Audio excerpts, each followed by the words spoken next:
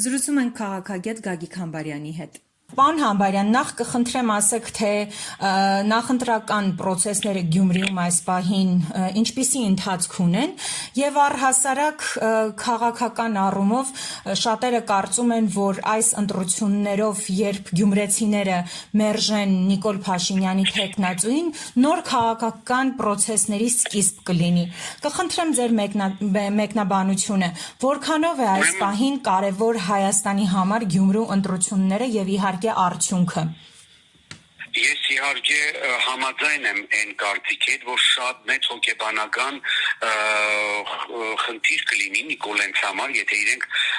ուրեմն պարտվեն Գյումրիում, բայց այստեղ եթենես չկա։ Հասկանում եք, այդ բոլոր ձևաչափերով այդ կեղծ թեզերը, թե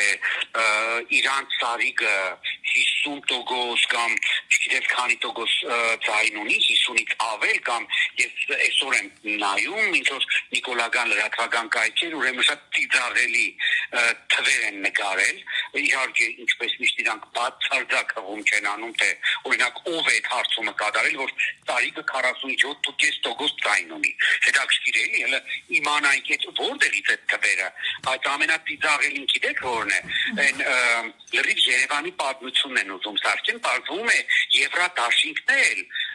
7% ձայն ունի։ Հասկանալի է, չէ՞, այսինքն իրանք ինչ թվեր են նկարում, որ այնինչ տեղի ունեցավ հիմնականում Երևանում, եւ որ հանրապետությունը եւ քայլիստները միավորվեցին եւ ձևավորեցին կոալիցիա, հիմա նույնն է, իբրև փորձում են անել Գյումրիում։ Ուրեմն ես ոչ մի քաղաքական ուժի կողմնակից չեմ, այո, ես ընդդիմադիր եմ, բայց ես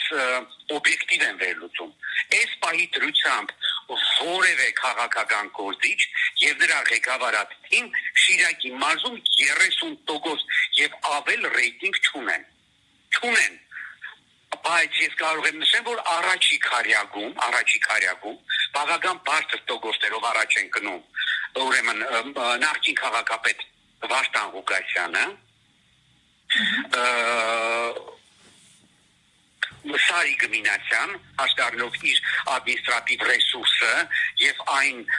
մեթոդը, որ իրանք կիրառում են, հիմա գիտեք 99 հոգու են լծվել իրենց ցուցակի մեջ եւ մեխանիկորեն այդ 99 հոգին զբաղված են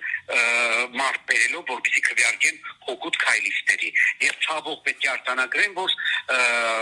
շատ-շատերը Գյումրիում չեն էլ հասկանում, որ իրենք ոչ թե Սարիգ են ընտրում, այլ Նիկոլ են ընտրում։ Շատ-շատերը Նիկոլին դեմ լինելով գնում են Սարիգ են ընտրում, բայց հուսամ մինչև ընտրությունները մեր ընդդիմադիրներին, այդ թվում նաև ինչու՞ չէ ինձ կհաջողվի գրառումների տեսքով, հարցազրույցների տեսքով հատկացնել մարդկանց, որ Սարիգի հետևում Նիկոլի ականջներն են տնկված։ Սարիգը ինքնուրույն չէ։ Եվ այնտեղ նաև առաջի քարյակում է Մարդուն Գրիգորյանը եւ Ռուբեն Մխիթարյանը։ Մյուսները ավելի փոքր ձայներ ունեն, հուսանք, որ նաեւ մասնակցություն ընտրություններին բավական բարձր կլինի եւ մենք չենք ունենային խայտարակ պատկերը, որը եղել է, ասենք, նույն 2021 թվականի ընտրությունների ժամանակ, եւ որ Գյումրիի նման քաղաքում ընտրություններին, թիմ ընտրություններին մասնակցեց ընդամենը 25-26 հազար մարդ։ Դա իհարկե անընդունելի ուրեմն երևույթ է եւ շատ լավ կլինի, որ ավելի շատ գյումրեցիներ մասնակցեն թիմ ընտրություններին։ Եվ այո, քայլիստների համար շատ մեծ հոգեբանական խնդիր կլինի եւ կլինի դա պարտադիր, որովհետեւ եթե Սարիգ Մինասյանը 50% պլյուս 1 ձայն հավաքեց, ուրեմն այդ ընտրությունները հաստատ կեղծված են։ Կրկնում եմ, բացարձակ էական չէ, թե ես ընդդիմադիր եմ, թե իշխանամետ։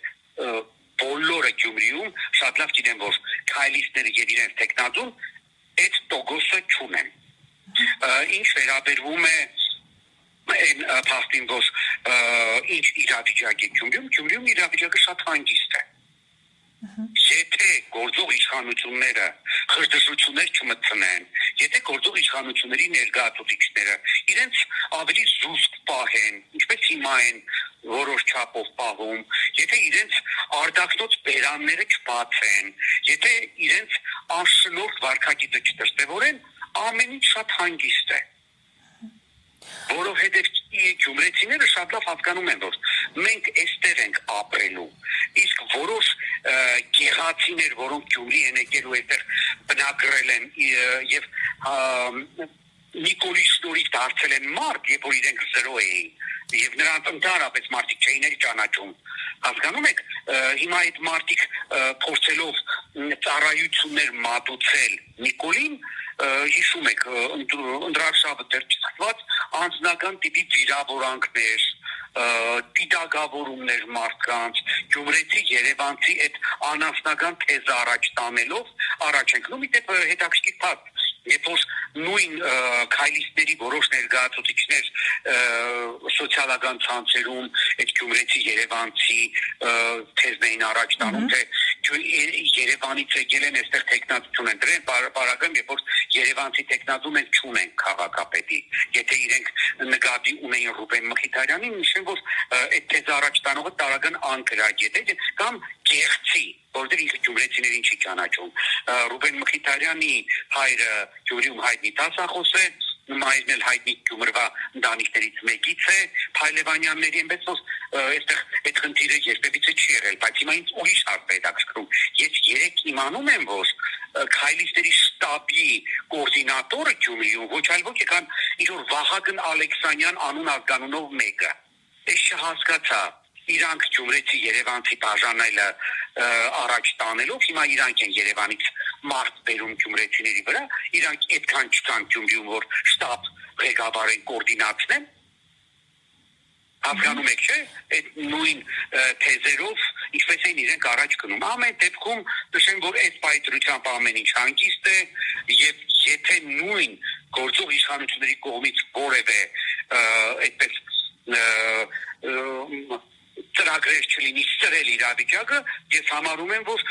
քարոզարշավը շատ հանգիստ էլ կընթանա։ Գիտեք, վերջին անգամ կրկին գործող իշխանությունների ներկայացուցիչ վարչապետ Նիկոլ Փաշինյանը եկավ եւ սրեց իրավիճակը, ասենք ինքը այնքան է ցածր գնահատում գյումրեցիներին, այնքան գյումրեցիներին մարդ ու տեղ չի տնում, որ ասենք գալիս է Գյումրի